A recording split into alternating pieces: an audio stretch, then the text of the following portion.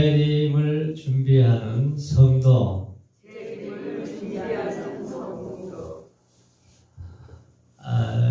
하나님께서 이제 마지막 때에 여러 가지 나타나는 징조를 보고 주님 오실 날이 가까운 줄 알라 성경에는 우리에게 말씀을 해 주셨습니다. 그래서 우리 주님이 내일 저녁에 오시든 한 달 후에 오시든 우리 언제든지 주님을 사모하고 만날 준비를 잘 하는 성도가 세상에서 가장 지혜로운 성도가 될 줄로 믿습니다. 저는 지난 3년간 이 코로나로 인해서 어떻게 예배를 제대로 드리지 못한 참 그런 시간들을 우리가 지나왔어요. 눈에 보이지도 않는 이 바이러스로 인해서 7억 5천만 명이 감염이 되었습니다. 그래서 그 코로나를 걸려가지고 이긴 사람은 살아있고 이기지 못한 사람은 죽었습니다. 여기 뭐 다 코로나 한 번씩 다 지나갔죠? 여기 계신 분들은? 아직 안 지나가신 분 있나요? 우리 정원 권사님은 아직도 안 걸렸어요. 우리 최건수 권사님 대단하세요, 아주. 근데 700만 명이 죽었습니다. 가족 중에, 친구 중에, 친척 중에 먼저 세상을 코로나로 인해서 떠났어요. 자, 이것을 보면은 과학 문명이 그렇게 발달하고 달나라를 왔다 갔다 하고 뭐 첨단 문명 속에 우리가 살아가는데 눈에 보이지도 않는 이 바이러스 앞에 꼼짝을 못하는 것을 보면서 인간이 얼마나 나약하고 힘이 없는 존재인가 생각을 해보게 돼요. 또 하나는 우리가 우크라이나에 원치도 않는 전쟁이 나서 집이 다 무너지고 도시가 폐허머리가 되고 불바다가 되고 이재민이 나오고 얼마나 고통을 당해요. 그러니까 이 몇 사람의 그 욕심 때문에 이러한 고통이 찾아온 것을 보면서 이 땅에서의 삶은 정말 이 땅은 소망이 없구나 하는 것을 자꾸 느끼게 돼요. 또 하나는 우리가 터키를 위해서 기도할 때에 그 터키에 지진이 나서 다 무너져 버렸잖아요. 터키가 어떤 나라입니까? 그 나라는 사도 바울이 복음을 전해서 요한계시록에 나오는 에베소 교회, 서머나, 버가모 교회, 필라델피아, 사데, 라우디아 교회, 소아시아 7교회가 그 지역에 있어요. 복음이 왕성하게 전파된 곳인데 그 지금은 상태가 어떠냐면은 완전히 이슬람이 들어와서 다 장악을 해버렸습니다. 하나님이 없는 나라예요. 수백 년, 수천 년 동안 건물이 세워지고 유적이 있는 그곳이 몇 초 만에 다 무너져 버려서 삶의 터전을 잃어버리고 지금도 텐트를 치고 살고 있잖아요. 이걸 보면은 우리 주님이 오실 날이 정말 가까워졌구나 하는 것을 느껴요. 우리가 북한을 머리 이고 살아가는데 북한을 위해서 기도하면은 북한이 성령의 불이 임한 평양 장대교회에서 일어난 역사로 인해서 그 당시에는 부흥이 일어날 때는 남한보다 8배로 더 잘 살았습니다. 그런데 공산주의가 들어와서 300만 명이 아사자가 나오고 지금도 개성 쪽에는 막 아사자들이 많이 나온다고 그래요. 아주 이렇게 비참한 나라가 되었어요. 그런데 그냥 몇 시간 만에 하루 저녁에 그냥 1년치, 2년치 양식을 다 쏟아부어서 미사일을 쏘아버리잖아요.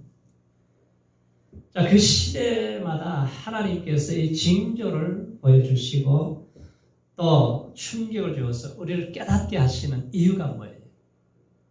내게로 돌아오라는 거예요. 하나님께서는 세상의 마음을 빼앗기지 말고 내게로 돌아오라 그래요. 그래서 예레미야 시대도 예레미야 선지자가 아무리 말씀을 전해도 하나님이 부지런히 선지자를 보내서 말씀을 전해도 듣지를 않아요. 하나님을 자꾸 대적합니다. 그러니까 하나님이 3가지를 보낸다고 그랬잖아요. 칼을 보내요. 칼이 뭐예요? 전쟁을 보내요. 기근을 보내요. 그리고 연병을 보내요.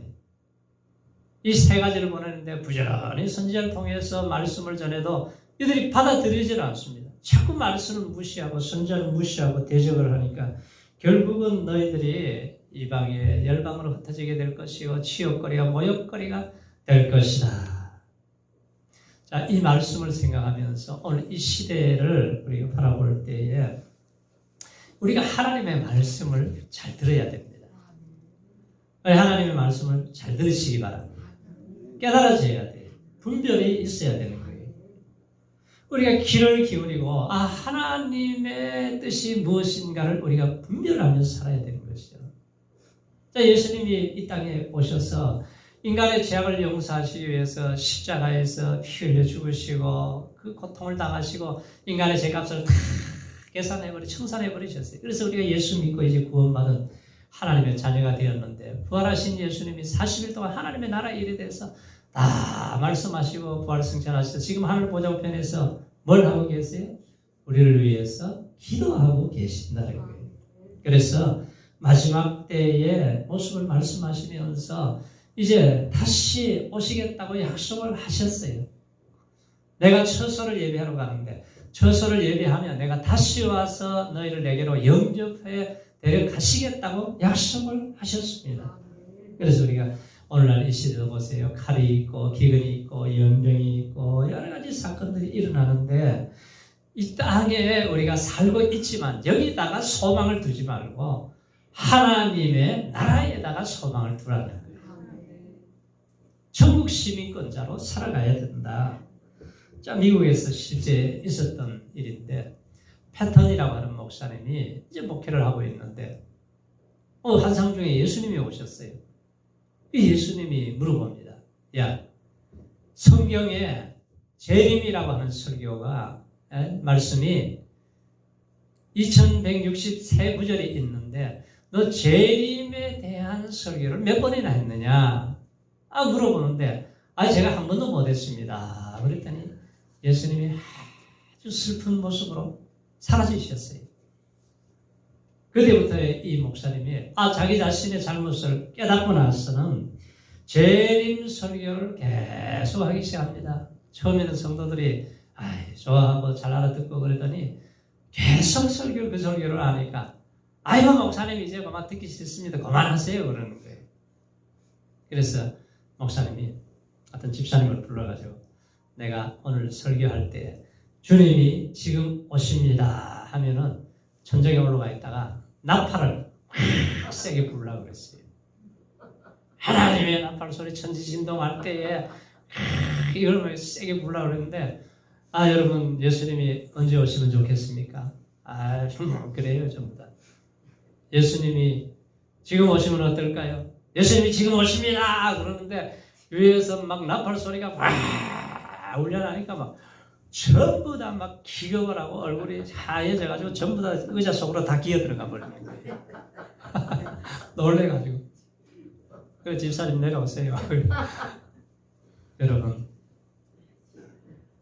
주님이 약속하신 것이 반드시 때가 되면 오신다고 그랬어요. 그래서 우리는 재림을 잘 준비하면서 살아야 됩니다. 그러니까 이 사람들이 왜 그리 숨었어요? 그러니까 부끄러웠어요. 그랬더니 창피해서 그래요. 자, 주님이 재림이 가까운 말세 때에 우리가 어떻게 신앙생활을 해야 되느냐? 오늘 우리 성경에서 몇 가지를 말씀하시는데 7절 말씀 우리 같이 읽어보죠. 7절 말씀에 자, 시작. 만물의 마지막이 가까웠으니 그러므로 너희는 정신을 차리고 근신하여 기도하라. 만물의 마지막, 세상의 종말, 예수님의 재림을 의미하죠. 자, 예수님이 어떻게 오신다고 그랬어요? 도적같이 언제 올지 모르게 도적같이 오시겠다고 그랬습니다. 그래서 감사하게도 마지막 때의 징조를 보고 알라. 그럼 마지막 때 어떤 일들이 일어나느냐? 많은 얘기를 하셨어요. 그때가 되면은 다니엘서에 보면 지식이 점점 증가한다 그래요. 참 요즘은 인터넷으로 뭐 지식들이 얼마나 많아지는지 몰라요. 적그리스도가 출현하게 되고 전쟁이 오고 기근이 오고 연병이 오게 되고 핍박이 있고 거짓 선지자들이 일어나게 되고 불법을 행함으로 사랑이 식어질 때가 오게 된다. 조급하고 배반하고 팔게 되고 자기의 정욕을 쫓아서 행하는 그리스도의 죄짐의 약속을 부인하는 때가 오게 된다는 거예요. 여러 가지 징조를 말씀하셨어요. 그래서 예수님이 계실 때도 말세라고 그랬어요. 그런데 2000년이 지난 지금도 말세라고 그래요. 앞으로도 말세라고 그래요. 그래서 우리는 말세를 살고 있는 이 마음의 자세로 우리가 세상을 살아야 되고, 주님이 임박하게 곧 오시겠다 하는 그러한 마음으로 살게 되면은 우리가 주님을 바라보는 시각, 세상을 바라보는 시각이 우리가 주님의 간접으로 볼 수 있는 은혜를 주실 줄로 믿습니다. 그래서 마지막에 만물이 가까울수록 우리가 성도들이 뭘 해야 된다는 거예요? 정신을 차리고 기도해야 된다. 근신하여 기도해야 된다. 자, 베드로는 왜 이 말씀을 하냐면 뼈아픈 과거에 실패한 적이 있었어요. 베드로가 얼마나 예수님의 대변자가 돼가지고 무슨 일이 있으면 막 그냥 앞에 나와가지고 대변자 역할을 하고 그러게 했던 사람인데 어느 날 예수님이 겟세마네 동산에서 이제 기도하러 갔잖아요. 심히 고민하여 죽게 생겼는데 땀방울이 핏방울이 되도록 간절히 예수님은 기도하는데 제자들은 너무 피곤한지 꿀꿀 잠을 자는 거예요. 야, 깨어서 기도해라. 그리고 또 1시간 와서 또 기도하고 와서 보니까 또 자는 거예요. 시험에 들지 않도록 깨어서 기도해야 된다. 그리고 3시간 기도하신 다음에 예수님을 딱 체포하러 왔습니다. 그러니까 베드로가 잠자다 벌떡 일어나가지고 보니까 이놈들이 예수님을 잡아가더니 칼을 빼가지고는 그냥 말고의 길을 갖다가 탁 쳐버립니다. 이 길을 잘라버려요. 그랬더니 검으로 쓰는 자는 검으로 망한다. 길을 딱 붙여주세요. 그리고 도망을 쳐버렸습니다. 도망쳐서 멀찍이 따라가요. 우리 예수님 따라갈 때는 가까이로 가시기 바랍니다. 멀찍이 따라가더니 계시종이 너도 예수의 당이 아니냐? 목소리 들어보니까 같은 당인데 계속 그렇게 하니까 예수님 나 몰라 모른다고 부인하고 저주하고 맹세까지 해버리는 거예요. 그러니까 기도에 실패하고 말고에 기나 잘라대고 일거리나 만들고 예수님 부인하고 저주하고 맹세했던 베드로가 오순절날 다시 기도하다가 성령의 불을 받고 나서 깨닫고 나서 지금 하시는 말씀이에요. 이제 마무리 마지막에 가까웠으니 근신해서 기도해야 된다. 정신을 차리고 기도해야 된다. 이 말씀을 하신 거예요. 왜 기도하지 않습니까? 요즘은 말세가 되는 지식이 증가해요. 너무 많은 것이 가득 차 있어가지고 하나님 생각할 시간이 없어요. 과학이 너무 발달이 되어서 과학이 하나님 자리를 대신해버렸습니다. 그래서 인간이 우리 인간의 힘으로 뭐든지 할 수 있다고 교만이 들어가니까 기도하겠어요? 기도하지 않아요. 그래서 하나님과 관계가 단절이 되면은 영적인 호흡이 끊어져 버리는 거예요. 영적인 호흡이.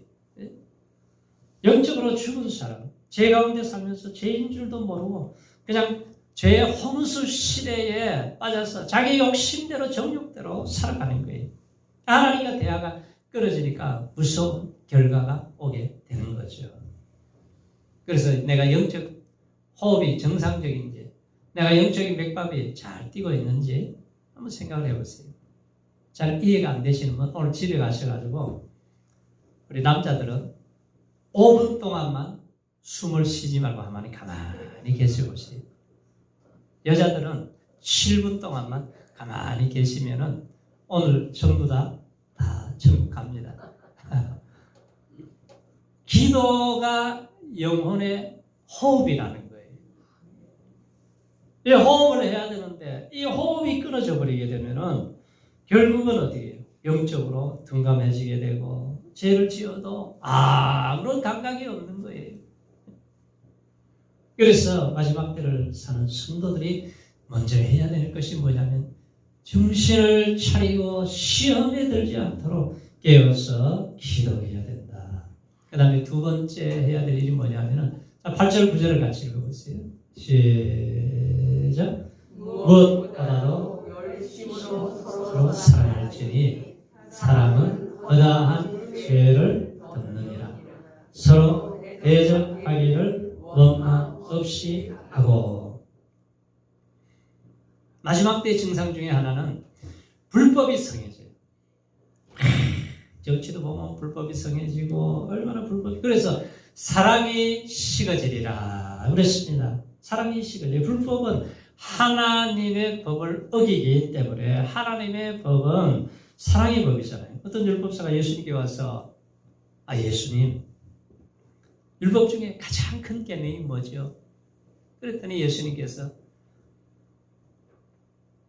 마음을 다하고 목숨을 다하고 뜻을 다하여 주 너의 하나님을 사랑하여라. 내 이웃을 내 몸과 같이 사랑해라. 이것이 첫째 되고 둘째 되는 계명이다. 이 말씀을 하시죠. 그러니까 위로는 하나님 사랑하고 이웃 사랑하는 것이 바로 율법의 완성이에요. 그래서 사랑의 법을 저버리게 되면 사랑이 식어질 수밖에 없습니다. 자, 사랑의 대상이 누구예요? 하나님과 이웃이에요. 그런데 말세 때가 되면은 자기를 사랑하고 교만하고 쾌락 사랑하기를 하나님보다 더 사랑하고 배반하고 조급하고 팔아먹는다는 거예요. 경건의 모양은 있는데 능력을 잃어버린 시대가 이 말세 때 부모를 거역한다고 그랬습니다. 그래서 말세가 되면은 하나님의 사랑도 식어지고 이웃과의 가족과의 사랑이 식어져 버려요. 그래서 개인적이고 이기적으로 흘러가게 됩니다. 어머니의 사랑이 그래도 가장 큰 사랑이잖아요. 그런데 이사야 선지자는 여인이 어찌 그 젖먹는 자식을 잊겠느냐? 자기 태에서 난 아들을 긍휼히 여기지 않겠느냐? 그들은 혹시 잊을지라도 하나님은 너를 잊지 않을 것이다. 너를 내 손바닥에 새겼다. 변함없는 사랑을 우리 예수님이 어제나 오늘이라 영원토록 동일하신 주님께서 하나님의 사랑을 십자가에서 우리에게 확증해 주셨다는 거예요. 그래서 오늘 8절 말씀에도 무엇보다도 서로 뜨겁게 열심으로 사랑을 해야 된다. 네? 사랑을. 사랑의 원자탄 하면은 우리 손양원 목사님을 생각하잖아요. 난자촌에서 세월 사역하면서 그리고 공산당이 유학갈 두 아들을 총을 쏴서 죽였습니다. 얼마나 가슴이 아파요. 그런데 그 원수를 용서하는 것으로 끝내면 안 된다. 그를 데려다가 양자를 삼아서 나중에 보니까 그 아들로 삼아서 목사를 만들었어요. 자, 우리가 이러한 사랑은 못하더라도 우리가 가족과 이웃과 내 주위에 있는 사람들의 허물을 덮어줄 수 있는 이 사랑을 우리가 누려야죠. 무슨 사랑이 필요하냐? 오늘날은 영광로 사랑이 필요하다 그래요. 영광로는 쇠붙이나 아무리 단단한 것도 딱 들어가면 다 녹아버리잖아요. 그래서 하나님의 사랑을 구원받으시기 바랍니다. 뜨거운 사랑이 바울에게 임하니까, 강권적인 사랑이 임하니까 누가 우리를 그리스도 사랑에서 끊을 수 있느냐? 환난도 핍박도 기근도 적신도 위험도 어떠한 것도 끊을 수가 없느니라. 이 사랑이 우리에게 있게 되면은 우리가 상처를 녹일 수가 있고 허물을 녹일 수가 있고 슬픔도 고통도 아픔도 다 녹일 수 있는 은혜를 주실 줄로 믿습니다. 주님은 자기를 부인하고 배신한 조롱하고 멸시하고 온갖 짓을 다 하는 모든 사람들을 어떻게 다 수용하고 받아들이고 용서하시고 은혜를 베풀어 주셨어요. 이 영광로 같은 하나님의 이 십자가의 사랑이 내게 부어지면 우리에게도 큰 은혜를 주실 줄로 믿습니다. 9절에서 베드로는 사랑을 실천하는 한 가지 방법이 뭐냐? 대접을 하되 원망 없이 하라는 거예요. 그 당시는 순회 전도자들이 다니면 지금처럼 뭐 교회가 뭐 선교관을 만들고 VIP실을 만들어서 또 선교사님들이 오면은 대접할 때 쉴 때가 있지만 그때는 그런 게 없었어요. 그러면 전도 여행을 하다가 어떤 한 집에 가서 이제 며칠간 머무르고 또 다른 집에 가서 머무르고 이렇게 생활을 해야 되는데 이게 너무 힘들면 불평이 나와요. 섬기는 게 불평이 나옵니다. 그래서 대접을 하되 원망 없이 해야 된다.